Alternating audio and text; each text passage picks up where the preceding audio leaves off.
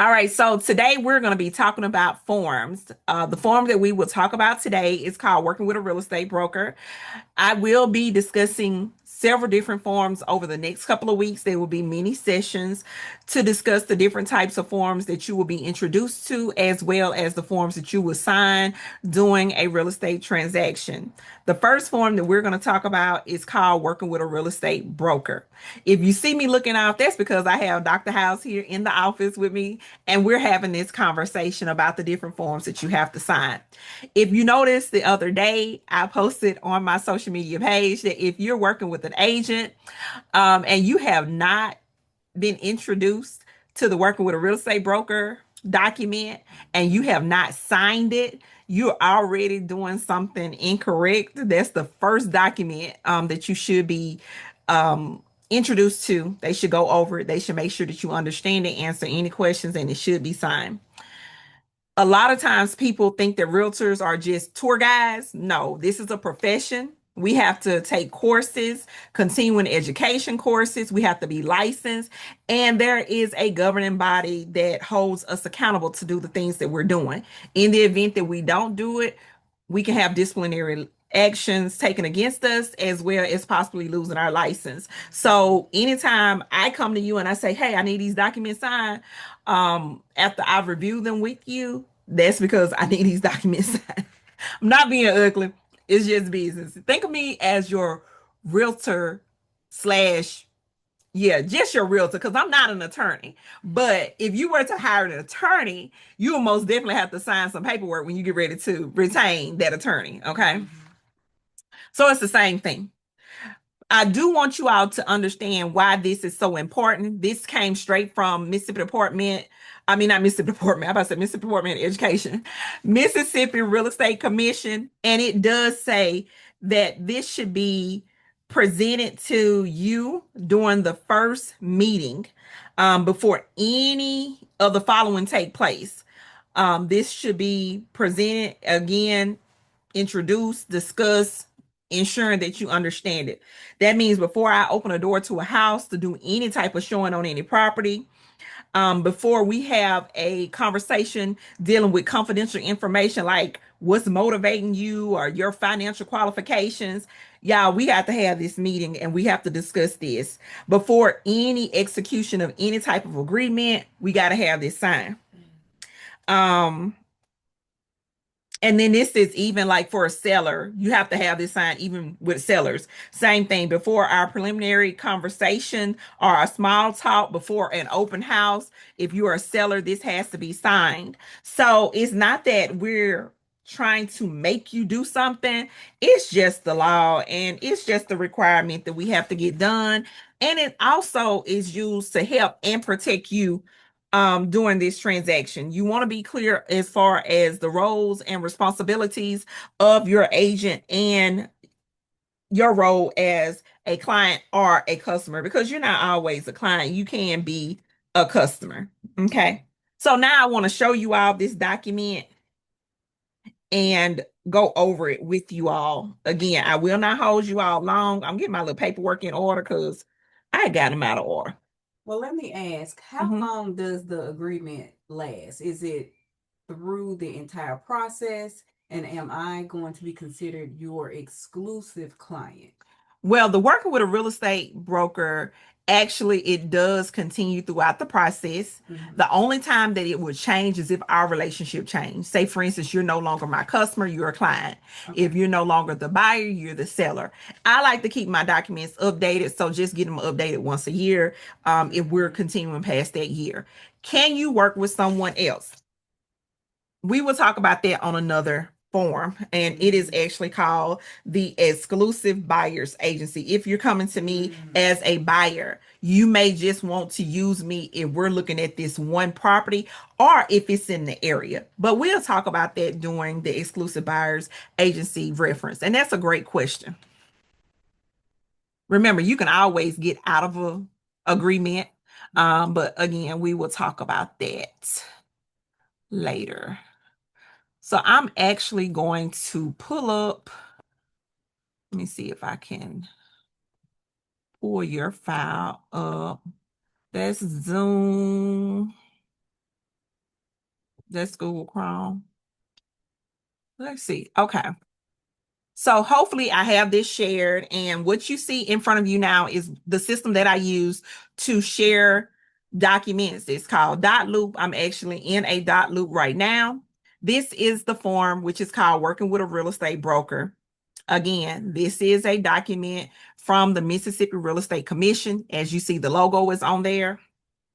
And I'm actually going to print a copy right now for you, Dr. House. Okay. So I'm gonna go back over here to my document so you can see it as we go over it.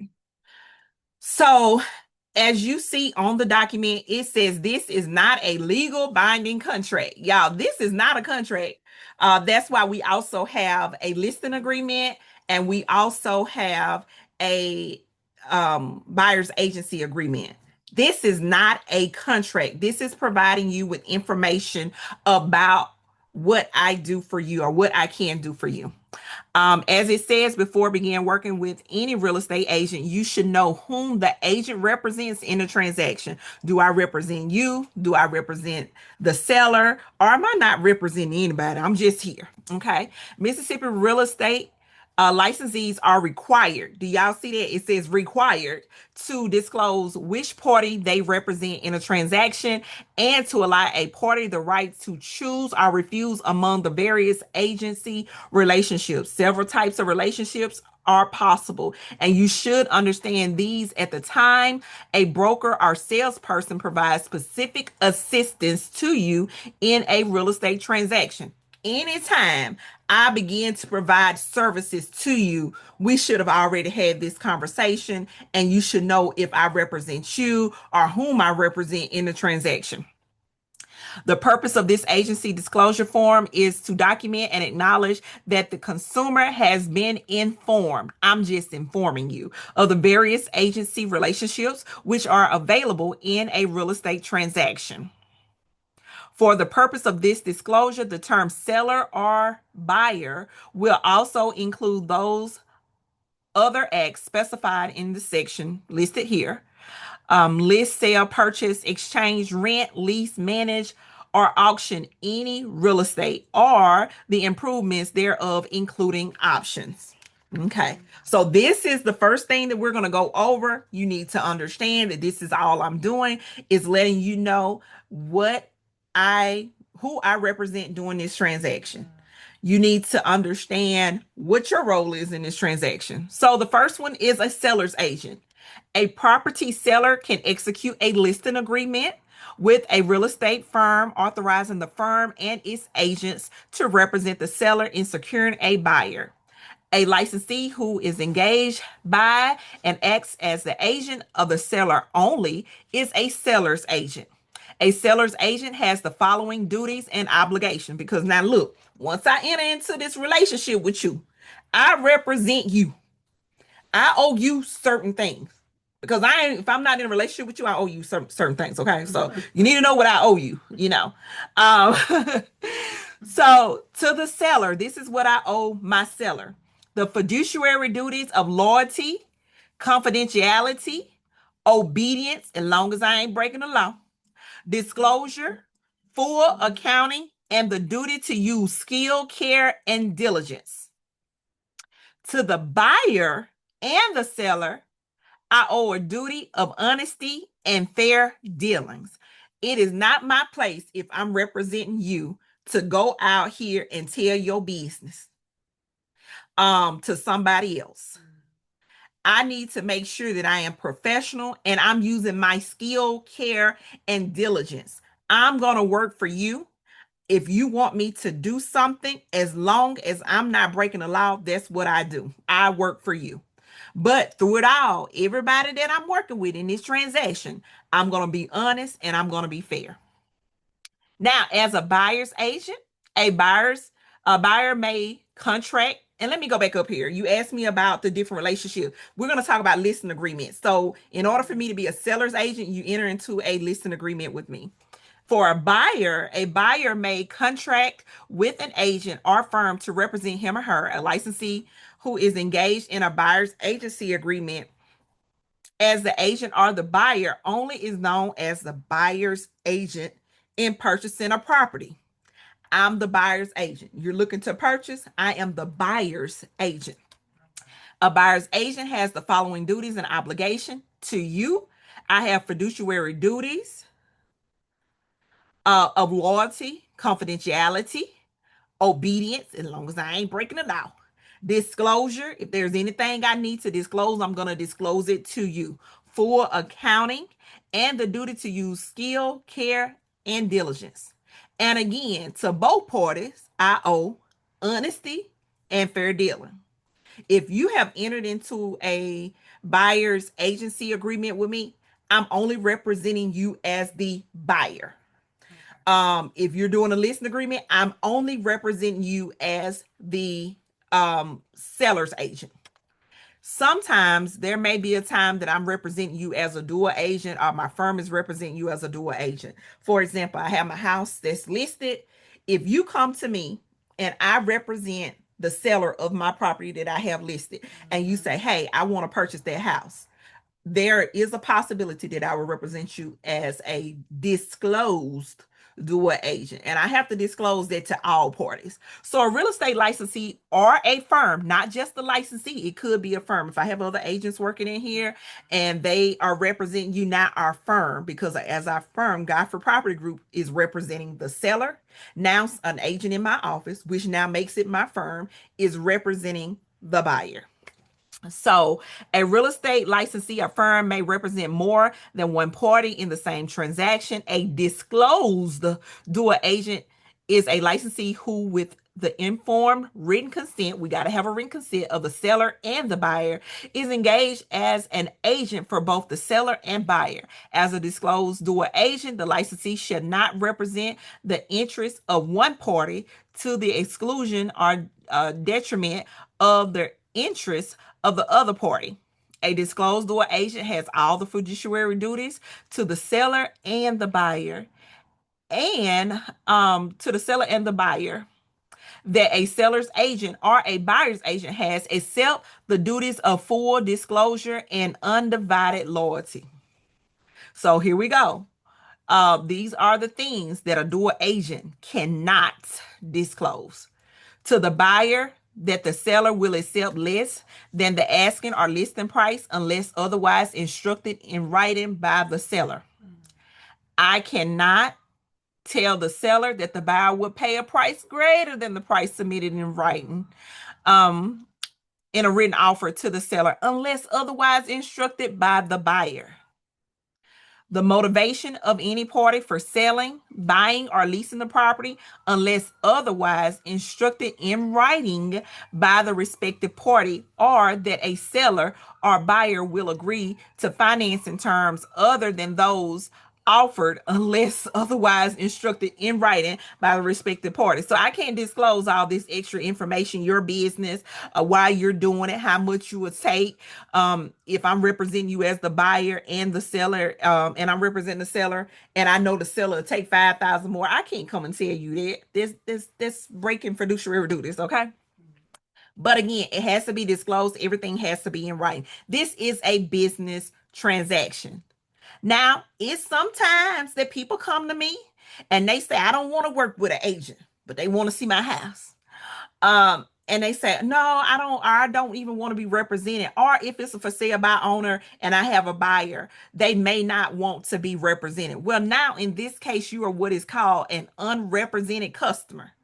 Now, this means that a customer shall mean a person not represented in a real estate transaction. It may be a buyer, seller, landlord, or tenant. A buyer may decide to work with a firm that is acting as an agent for the seller, a seller's agent or sub agent. If a buyer does not enter into a buyer's agent agreement, the firm that shows him property, that firm and its agent may show the buyer property as a seller's agent or as a sub agent working on the seller's behalf.